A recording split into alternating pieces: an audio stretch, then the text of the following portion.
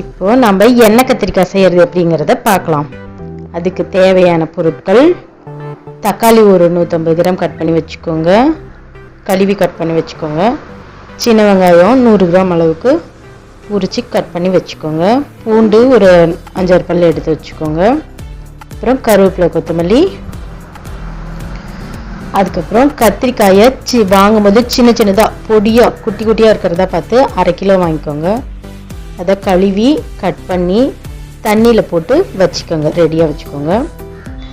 அதுக்கப்புறம் அதுக்கு அரைக்கிறதுக்கு மசாலா தேவையான பொருட்கள் என்னென்னு பார்த்தோம்னா, தேங்காய் ஒரு 1/2 மூடி, அதுக்கப்புறம் தேவையான அளவுக்கு உப்பு, மிளகு ஜீரகம் 1 ஸ்பூன், மல்லித்தூள் ஒரு 2 ஸ்பூன், மிளகாத்தூள் 2 ஸ்பூன், மஞ்சத்தூள் ஒரு 1/4 ஸ்பூன் போட்டுக்கோங்க. பூண்டு ஒரு 4-5 பல் போட்டுக்கோங்க.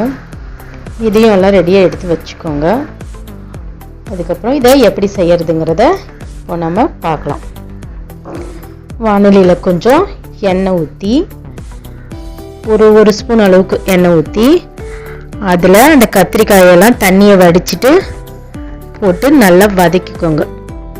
நல்லா பொன்னிறமாக ஆகிற அளவுக்கு நல்லா வதக்கிக்கோங்க. வதங்கும்போது எண்ணெய் பத்தலை அப்படின்ற மாதிரி ஃபீல் வந்துச்சு அப்படின்னாக்கா இன்னும் கொஞ்சம் எண்ணெய் ஊற்றிக்கோங்க. இன்னொரு ஸ்பூன் ஊற்றி நல்லா வதக்கி எடுத்து தனியாக ஒரு தட்டில் வச்சுக்கோங்க.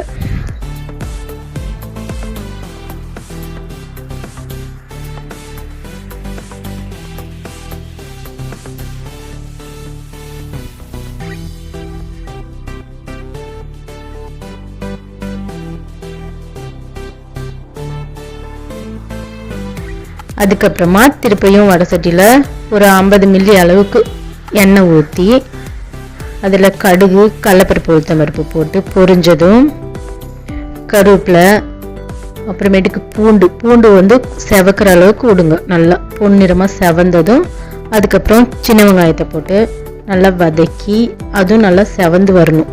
செவந்து வந்த பின்னாடி தக்காளி பழத்தை போட்டு நல்லா வதக்கிக்கோங்க. அதெல்லாம் நல்லா கதன்னு வேகட்டும். அனல் கம்மியாக வச்சு நல்லா வேக வச்சுட்டுங்க.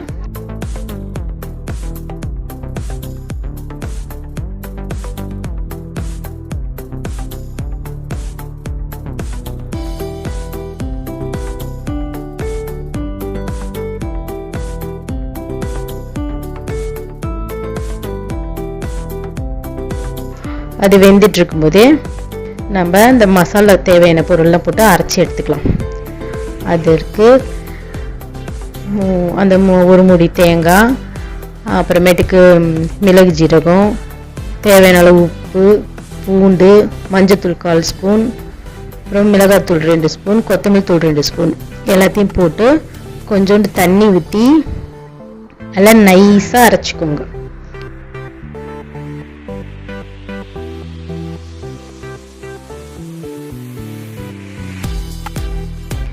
நைஸாக அரைச்சி எடுத்து அந்த மசாலாவை ஊற்றிட்டு நல்லா ஒரு கிளறி விட்டுட்டு திருப்பி ஒரு 1/2 சொம்பு அளவுக்கு தண்ணி ஊற்றி நல்லா கிளறி விட்டுருங்க.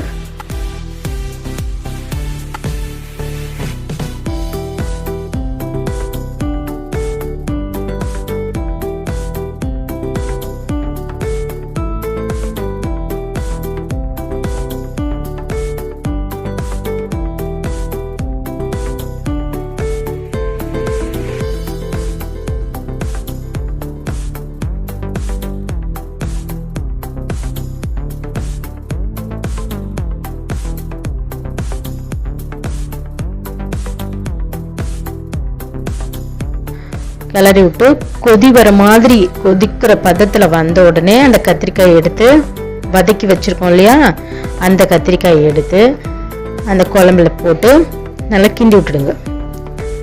கிண்டி விட்டு 1 நிமிஷம் நல்லா தளன்னு கொதிக்கட்டும்னு சொல்லி அப்புறம் மூடி வச்சிருங்க.